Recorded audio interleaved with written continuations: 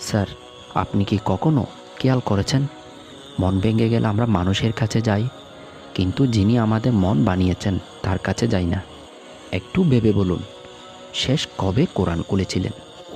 আমরা নামাজ পড়ি, দোয়া করি, কিন্তু তবুও মনে হয় ভিতরে একটা শূন্যতা রয়ে গেছে। রাতে ঘুম আসে না, চিন্তা থামে না, আর কাউকে বোঝাতেও পারি না আমাদের ভেতরের যুদ্ধটা। একদিন এমনই এক রাতে আমি একা বসেছিলাম। হঠাৎ চোখে পড়ল এক কোণায় রাখা কোরআনের দিকে। দোলা জমে গেছে, অনেক দিন জোয়া হয়নি। আমি ভাবলাম, আজ না হয় আল্লাহর সাথে কথা বলি। আমি কোরআন খুললাম, শুধু একটি আয়াত তিলাওয়াত করলাম। জানি না কেন সেই আয়াতটা পড়ে আমার চোখ ভিজে গেল। মনে হলো এই কথাগুলো শুধু পড়ার জন্য নয়, আমার জন্যই নাজিল হয়েছে। সমস্যাগুলো তখনও ছিল, কিন্তু ভিতরের ভয়টা ধীরে ধীরে কমে যাচ্ছিল। আমি বুঝলাম, কোরআন সমস্যাকে মুছে দেয় না, কিন্তু সমস্যা মোকাবেলার শক্তি দেয়।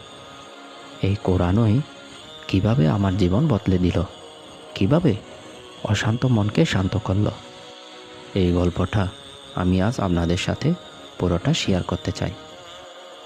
শেষ পর্যন্ত শুনবেন ইনশাআল্লাহ। আপনার কি মনে আছে শেষ কবে কোরআন খুলেছিলেন?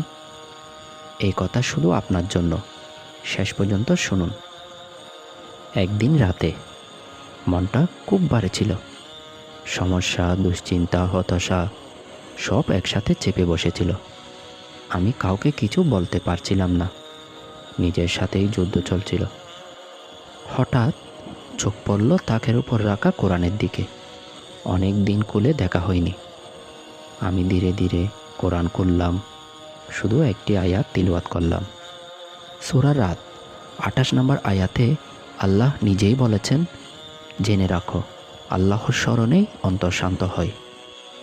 অদ্ভুত এক শান্তি নেমে এলো বুকে। সমস্যাগুলো হঠাৎ শেষ হয়ে যায়নি, কিন্তু মনে হলো আমি একা নই। কোরআনের প্রতিটি শব্দ যেন বলছিল, আল্লাহ তোমার সাথেই আছেন। সেই রাত থেকেই আমি প্রতিদিন কোরআন তেলাওয়াত শুরু করলাম। ধীরে ধীরে আমার মন বদলাতে লাগলো, চিন্তা বদলাতে লাগলো, জীবন বদলাতে লাগলো।